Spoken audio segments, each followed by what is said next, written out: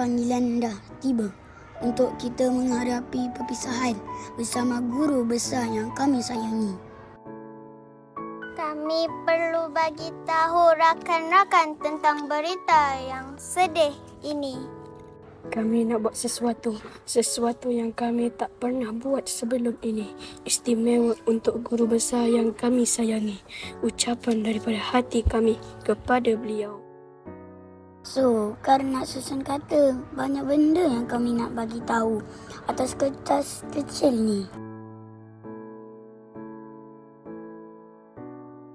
Siap pun. Kami hanya mampu berikan ucapan yang ikhlas untuk Cikgu Jaafar.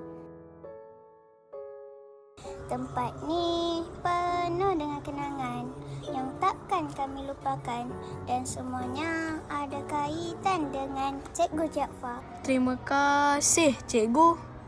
Atas segala nasihat, Untuk setiap teguran, setiap usaha yang Cikgu berikan untuk Sekolah Kebahasaan Taman Saintex, kami mungkin pernah menganggap remeh setiap usaha Cikgu. Tapi sekarang kami faham, Cikgu bukan sekadar guru besar, tetapi Cikgu ialah Pemimpin kami, pembimbing kami, menjadi inspirasi kami.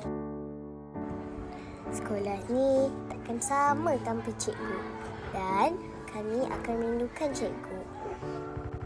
Terima kasih cikgu. Kami akan rindukan cikgu. Semoga sihat selalu. Cikgu awesome. We love you. Semua akan kami ingat. Kami mungkin tak pandai susun kata, tapi kami ikhlas. Terima kasih atas segala-galanya. Selamat bersara Cikgu Jaafar. Bye.